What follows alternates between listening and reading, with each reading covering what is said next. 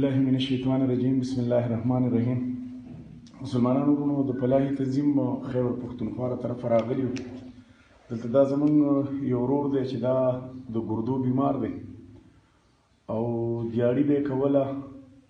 اوس چونکې د کار جوګه نه دی نو د خپل ورور نه یو څو پوښتنې کوو چې یاره دته څه تکلیف دی او څه مشکلات دي ورته دا ټیم. وروره ته د کله نه بیمار یې؟ اعوذ بالله من الشیطان الرجیم بسم الله الرحمن الرحیم. زما خو تقریبا دا دریم کال دی. اول مې د سترګه خرابه شوې وه، په دې کې مخ نه ننوتې وه، د هغې نه جری نو د هغې پریشن مې وکړ، په هغې باندې 50,000 روپۍ خرچه راغله. نو ګردو راته ریش نه ولګو، د هغه ګولو زه د دوه ګردو بیمار شوم. زما دا دریم کال روان دی چې زه بیمار یم او داسې د ګټې وټې بله څه ذریعه نشته. نو د یو بل متکل ما سره ډېر دغه وکړو نو په هغې باندې لکه زما هره میاشت کې پیره د هغې معاینې نه هغې ته ځم او شکر الحمدلله. تاسو میاشت کې چې ځئ نو ستاسو څومره خرچه کېږي؟ میاشت کې چې زه ځم نو زما تقریبا 8,000-9,000 روپۍ هره میاشت کېږي خرچه په معاینه باندې. نو دا 9,000 روپۍ دله څوک درکوي؟ دا بس د یو نه راغستي د میاشتې دپاره، د بل نه راغستي او چا نه 1,000 روپۍ چا نه 2,000 روپۍ. په دې باندې شکر الحمدلله زموږ علاج کېږي او دقه شانتې روانه ده. ته سرکاري علاج کوې که پرایویټ علاج؟ جی پرایویټ. پرایویټ علاج کوې؟ جی. نه ډاکټر د نه پیس میس او دوایانو موایانو پیسې اخلي؟ دا رانه اخلي جی بالکل. ها ها ها. او څومره وخت تاسو پېښور کې داخل وئ؟ پېښور کې تقریبا زمونږ جی 3 پورې داخل وم. دا 2-3 میاشتې به زما په پېښور کې کېږي نو هغوی بیا راځي نه زه ډسټارب کړم او راته وایي چې بهي تاسو به هره میاشت کې بیا لکه دلته راځئ. ښه.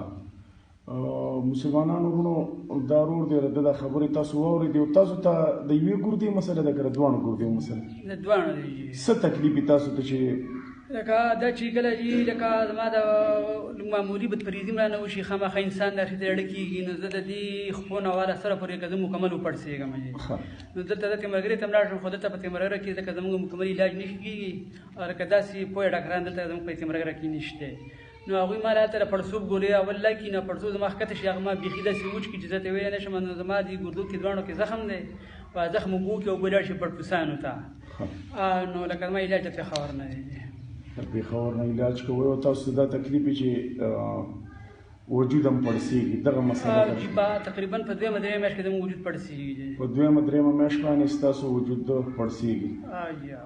نو اوس ستاسو د 8,000 روپو وس نه کېږي په یو ځل تک باندې د میاشتې ستاسو 8,000 روپۍ لګي. تاسو دا کوم مخیر حضرات دي تاسو دغې ته دا ویل غواړئ چې د 8,000 روپۍ تاله دې هم نه درکوي خو لکه هغه علاج دپاره د دوایانو واله دې ورکوي او د ډاکټر هغه فیس او د ګاډي د کرایې دغه دې ورکوي. نو لکه تاسو څه وایئ چې د دغې دپاره بالکل چې دغه شانتیا او لکه دغه چې وشي زموږ سره انشاءالله دا ستاسو لکه ډېر زموږ سره تعاون دی دغه چې کېږي نو دا نه بله ښه خبره نشته. ښه. نو زموږ د فلاحي تنظیم خو دا ټیم خو ستاسو خواله کله ناکله درځي، اختر کې هم درغلي وو، روژه کې هم درغلي وو او اوس تاسو بیا وینا وکړه چې یاره زموږ اوس تقریبا 3-3.5 روپۍ لګي. نو د فلاحي تنظیم د ټیم خو تاسو له د دې اوسني چې کوم ډاکټر تاسو ته علاج لیکلی د هغې د دوایي دپاره 3.5 روپۍ تاسو ته ضرورت و. نو تاسو ته خو دغه پیسې اوس میلاو شو که نه؟ دا اوس موږ ته میلاو شو د 3.5 روپۍ چې دا راته اوس میلاو شو. دا 3,750 روپۍ تاسو ته میلاو شوې د فلاحي تنظیم خیبر پښتونخوا له طرفه. مسلمانانو ورونو د ده اوس ارجنټ د دوایي چې کوم ضرورت و 3500 روپۍ وي نو په هغې کې 3750 روپۍ دوی له د فلاحي تنظیم خیبر پښتونخوا له طرفه مونږ ورکړې. مسلمانانو ورونو دې ځوان جان ته وګورئ دا بېوسه دی، دې وخت کې لاچاره دی.